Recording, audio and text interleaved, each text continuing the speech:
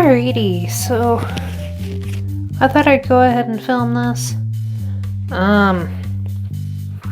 Been having some issues with my toilet not flushing properly. Go ahead and test, see how it's doing.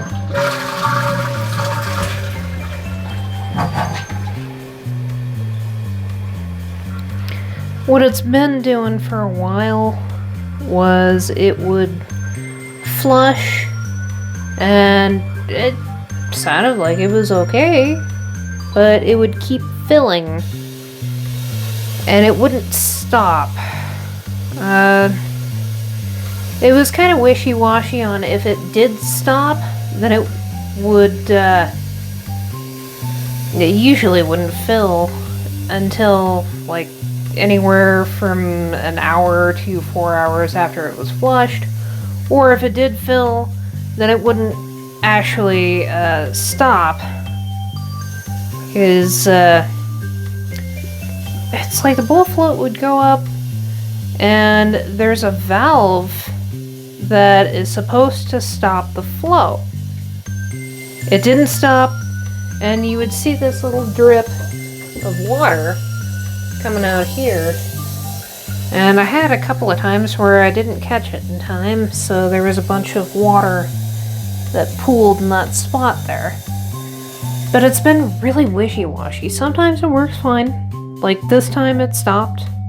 I can appreciate that. And a lot of times it wouldn't. So it was doing fine after I went ahead and cracked this open. Pull this little guy off here. Oh, right. Turn the water off first. And then, come on. And pull the bowl float off of that clip there. Twist this counterclockwise, pull up. Oh, shoot. Counterclockwise, pull up. And there's the valve that is supposed to stop that. And like I said, I mean, it's a bit of an older kit. It's been around for a couple of years, but it's not really a big deal. It's just, it was having issues. So yeah, I looked that up, and it's this valve gasket. Because it creates a little bit of back pressure, so that stops the flow when it creates that back pressure. It's like you can almost see a little bubble form in the gasket when you do that. But this gasket is kind of chewed up a little bit. You can kind of see it's not doing the greatest. And I checked it probably a couple of months ago, and yeah, it was disintegrating, kind of falling apart, wasn't doing so hot. I just simply greased it, and that allowed it to keep enough of a seal for a while to where this just kind of kept going. But I'm gonna go ahead and pull that out.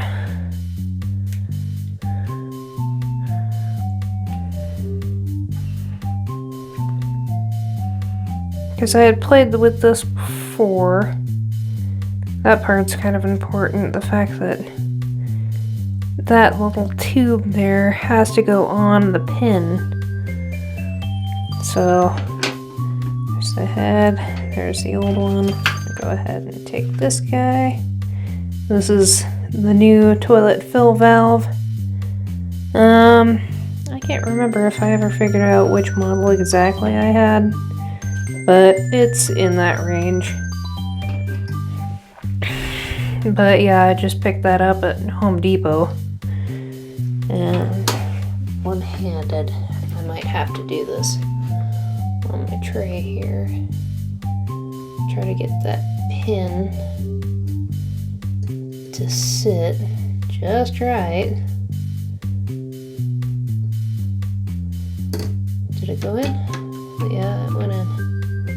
There we go. Slip that back in there. Get it nice and tight in there.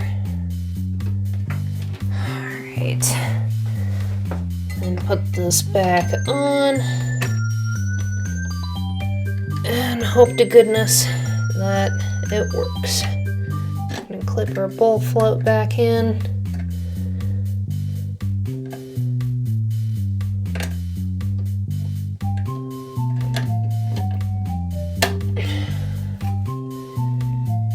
Alright.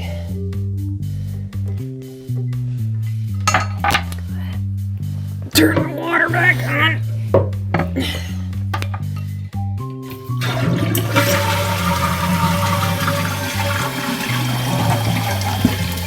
Oh, and just for kind of personal experience, I got a little bottle in here that has a slow release on,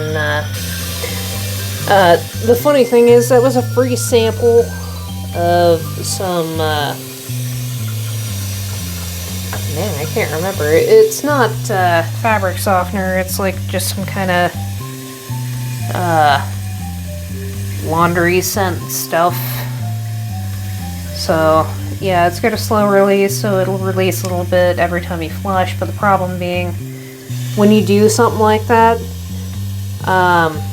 that bottle has just a little bit of air on the top of it, and it keeps getting knocked over from time to time, catching under that flap. So I would strongly recommend, if you do that,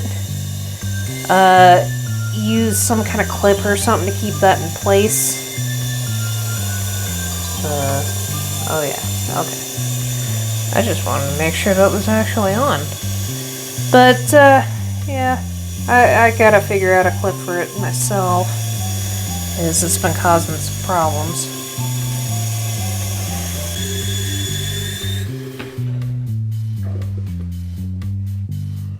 Alright. Looks like it did good. Like I said, I think this is just under $4 at Home Depot, and you don't have to replace a whole kit. Works for me.